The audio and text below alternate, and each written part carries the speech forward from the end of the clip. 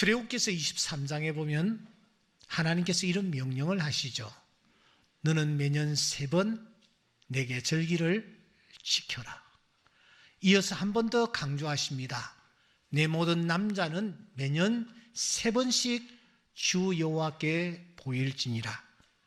왜 하나님께서 절기를 정하시고 그 절기에는 놓치지 말고 나와라. 특별히 남자들 정신 차려서 3번은 나와라. 하나님이 그렇게 말씀하시는 것일까요?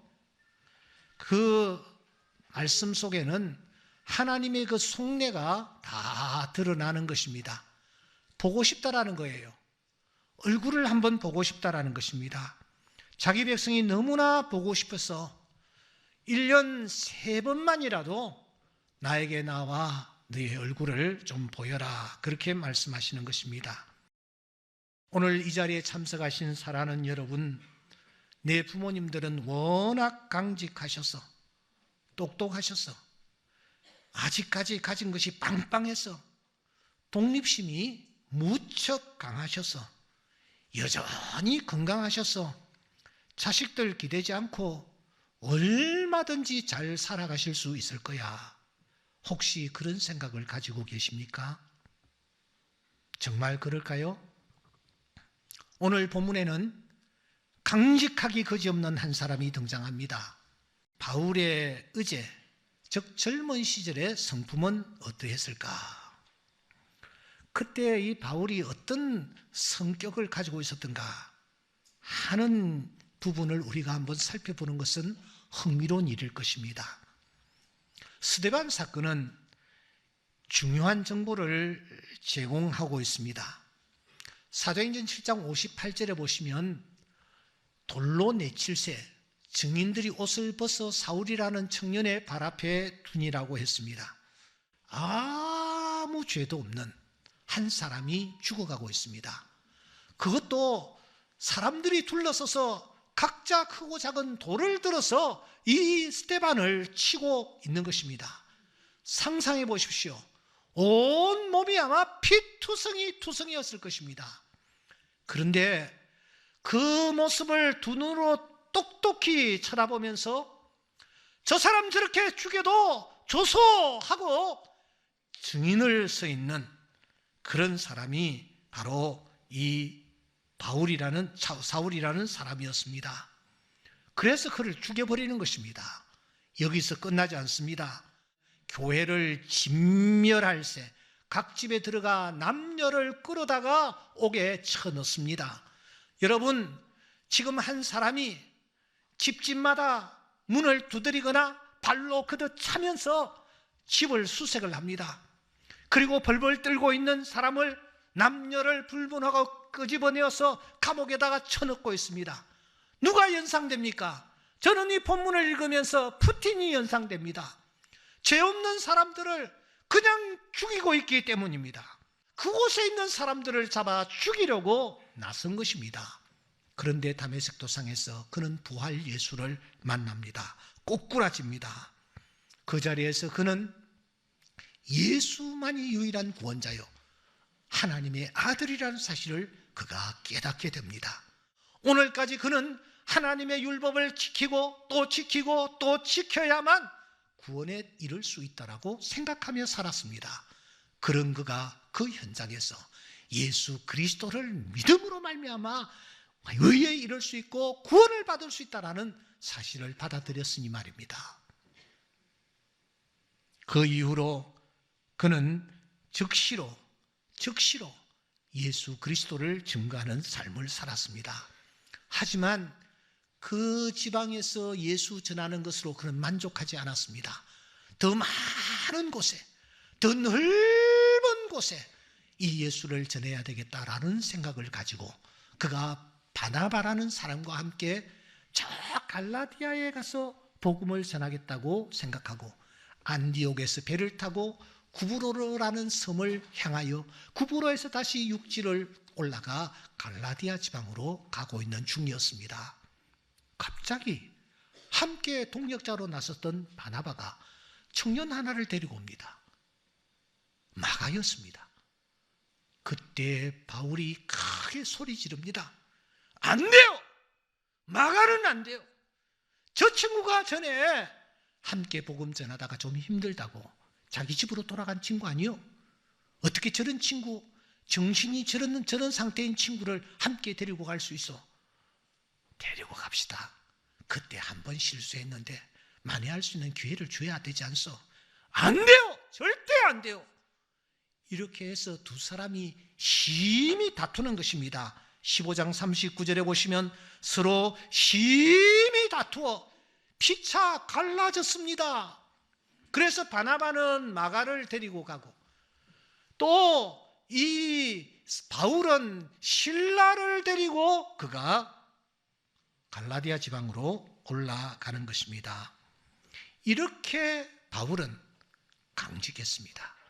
남의 실수나 허물을 용납하지 못하는 성품의 소유자였습니다. 이러한 그의 성품은 갈라디아에 도착한 이후에도 여전했던 것 같습니다. 갈라디아서 2장 11절에 보시면 게바가 안디옥에 이르렀을 때에 책망받을 일이 있기로 내가 그를 대면하여 책망하였노라. 이어서 그는 말합니다. 모든 사람들 앞에서 게바에게 소리 지릅니다. 당신이 유대인으로서 이방인을 따르고 유대인답게 살지 아니하면서 어찌하여 억지로 이방인을 유대인답게 살게 하느냐? 할례 문제를 가지고 지금 바울이 베드로를 향하여 지금 정면에서 비판을 쏟아내는 것입니다. 여러분, 베드로가 누굽니까? 베드로는 예수님을 직접 만났던 사람이기도 합니다. 뿐만 아니라 이 베드로는 바울보다 나이가 훨씬 많은 위치에 있었습니다. 그런 베드로를 향하여 이 바울이 지금 이렇게 할 수 있단 말입니까? 이렇게 소리를 지를 수 있단 말입니까? 그 옛날 브리스길라와 아굴라는 여러분 아볼로라는 사람이 좀 말씀을 잘못 전한다라고 생각했을 때에 조용히 사람을 데려다가 자기 집에서 음식을 접대하면서 아볼로 선생님, 제가 생각할 때에 이렇게 말씀을 전하시는 것이 더 복음적일 것 같습니다 하고 조용히 다른 사람 알지 못하게, 다른 사람 듣지 못하게 그 아볼로의 약한 부분을 보충해 주었습니다. 그런데 이 바울 보세요. 모든 사람들 앞에서 대면하여 크게 소리를 지르며 당신이 어떻게 그렇게 할 수 있느냐고 소리 지르고 있지 않습니까? 자기가 옳다는 것에는 타협이 없습니다. 공개적으로 교회의 수장이고 뭐고 없습니다. 그냥 비판을 가하는 것입니다. 뿐만 아니라 그는 구차하게 그 누구에게 물질적인 도움을 받는 것도 그의 자존심이 허락지 않았나 봅니다. 이 갈라디아서에서 뭐라고 얘기합니까? 사람들에게서 난 것도 아니요, 사람으로 말미암은 것도 아니요. 이어서 그런 말합니다. 내가 곧 혈육과 의논도 안 한다. 더 나아가 말합니다. 나보다 먼저 사도된 자들을 만나려고 예루살렘으로도 가지 아니하고 그렇게 말합니다. 우리가 여기에서 무엇을 확인할 수 있습니까? 어제의 바울, 젊은 시절의 바울, 이 사람은 대단히 강직한 사람이었구나. 독립적인 성향의 그런 소유자였구나. 사람을 의지하거나 기대는 것을 천성적으로 탐탁지 않게 여기던 사람이었구나. 우리가 확인합니다. 사실 그럴 만도 합니다. 그의 출신도 대단합니다. 그의 성분도 그야말로 대단합니다. 학력도 최고의 학력 소유자였습니다. 이렇게 모든 부분에 있어서 그 누구에게도 지지 않는 바울이었기에 이 바울은 천성적으로 누구에게 이렇게 도움을 구한다든지 의지한다든지 머리를 숙인다든지 이런 것은 그와 맞지 않는 부분이었습니다. 그러니까 이 바울은 젊은 시절 아주 강한 그런 성향의 소유자로 그가 성장기를 보냈던 것입니다. 불의를 용납하지 않았습니다. 비진리와 타협하지를 않았습니다. 여러분, 잠시 이 바울이 결혼했을까요? 어떤 사람은 결혼했다. 어떤 사람은 결혼 안 했을 것이다. 저는 그래서 고린도전서 7장 7절을 주목합니다. 나는 모든 사람이 나와 같기를 원하노라. 이어서 그가 말합니다. 내가 결혼하지 아니한 자들과 과부들에게 이르노니 나와 같이 그냥 지내는 것이 좋으니라. 이 문맥을 볼 때에 바울이 결혼 안 한 것이 틀림이 없다. 우리가 그런 생각을 합니다. 바울이 결혼하지 아니한 이유가 무엇일까요? 결혼을 하면은 내가 어떻게 하면은 내 마누라를 기쁘게 할까? 내 남편을 기쁘게 할까? 여기에 마음을 쏟는다라는 것입니다.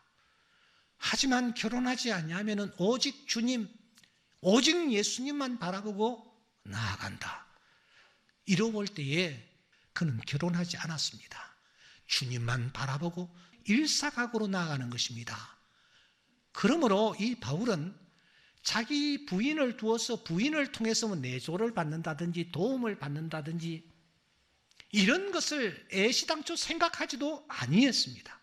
사람을 생각하지 않았습니다. 혈육을 생각하지 않았습니다. 먼저 사도된 자들을 의지하려고 하지 않았습니다. 그는 아주 강직하게 그가 세상 일에 얽매이지 아니하고 믿음의 경주를 경주했던 것입니다. 문제는 이러한 바울이 이런 태도를 끝까지 견지했던가 하는 것입니다. 끝까지 사람을 의지하지 아니하고 그래서 사람을 그리워하지도 아니하고 오직 주님만 바라보며 사역하다가 하나님 앞에 섰던가 하는 것입니다. 세월이 흘러 이 바울이 이제 하나님 앞에 설 날이 점점 가까워졌습니다. 그때 바울이 무엇이라고 합니까? 전제와 같이 내가 벌써 부어지고 나의 떠날 시각이 가까웠도다. 자기가 떠날 날을 대강 알고 있었던 것 같아요. 갑자기 하나님 앞에 부름을 받은 것이 아닙니다. 교통사고가 갑자기 나서 갑자기 어떤 일을 만나서 그래서 그가 세상을 하직하지 않았습니다. 나의 떠날 기약이 가까웠도다. 자기가 가야 할 일이 얼마 남지 아니었다라는 것을 알고 있었던 것 같아요.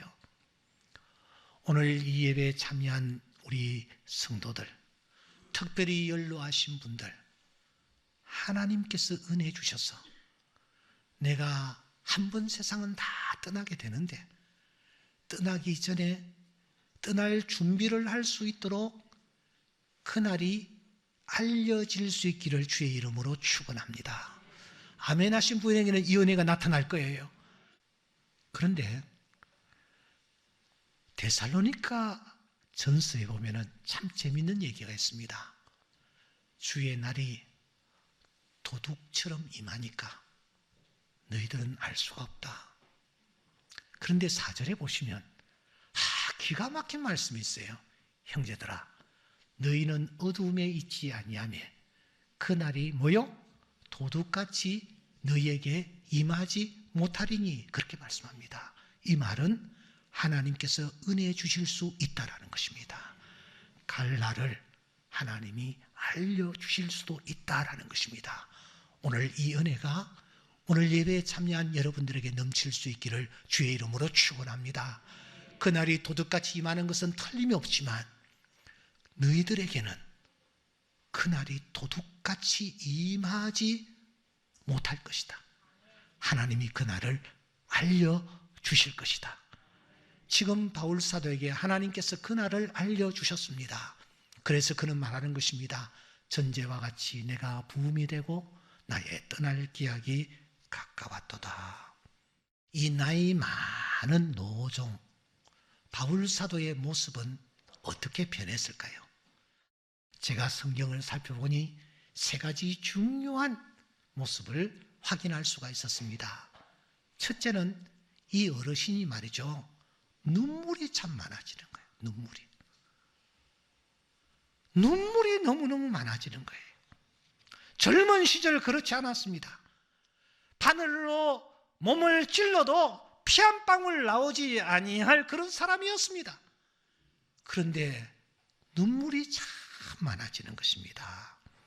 디모데후서 1장 3절과 4절에 보시면 내 눈물을 생각하여 너 보기를 원한다. 그가 눈물을 언급하고 있습니다. 사도행전 20장 31절에 보시면 내가 3년이나 밤낮 쉬지 않고 눈물로 각 사람을 훈계하던 것을 기억해라. 그냥 사람들 앞에 서면은 우는 거예요. 눈물이 그렇게 나는 거예요. 여러분, 눈물을 흘린다라는 것은 정말 귀한 것입니다. 눈물이 없는 사람이 있어요. 눈물은 마치 밭을 적시는 하늘의 비와 같습니다. 눈물이 내리면 그 밭에 열매가 맺히는 것입니다. 눈물이 있는 것입니다. 바울이 눈물을 그렇게 흘리는 것입니다. 눈물을 워낙 흘려서 그 눈물에 눈이 상할 정도로 이 바울은 눈물을 많이 후반부에 흘렸습니다. 그만큼 그의 마음의 밭이 부드러워졌다라는 뜻 아닐까요? 또 하나, 이 바울은 사랑을 아주 강조하는 것입니다. 사랑이 정말 소중하구나 하는 것을 그가 느꼈기 때문입니다. 그래서 그는 말합니다. 성령의 열매가 무엇인지 아느냐? 사랑과 희락과 화평과 하면서 사랑을 제일 먼저 언급합니다. 사랑이 무엇인지 아느냐? 모든 것을 참는 것이다. 모든 것을 믿는 것이다. 모든 것을 견디는 것이 사랑이다. 이 문제 많은 고린도 교회 성도들을 향하여 오직 내가 너희를 향하여 넘치는 사랑이 있음을 너희로 알게 하려 함이라. 누구를 부를 때도 그냥 이름 권호연 이렇게 이름을 부르지 않았습니다.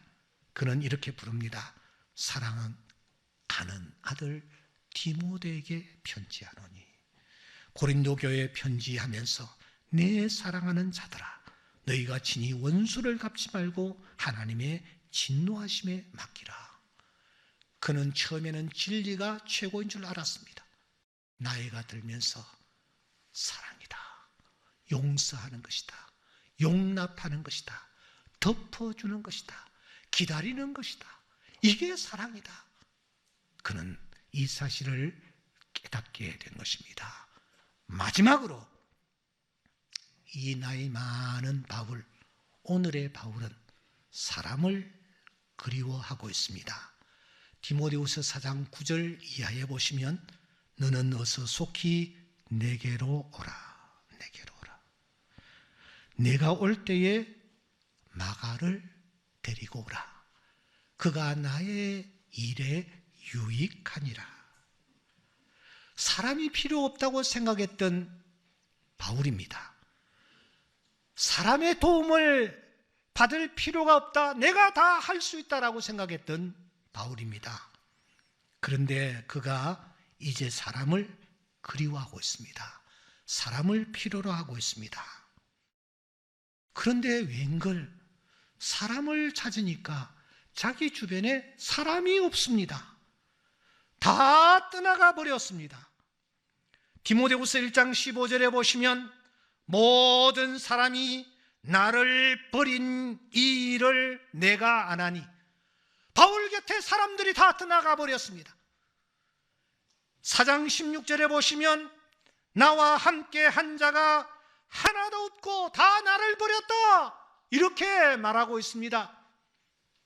이때 이 바울이 디모데에게 말합니다.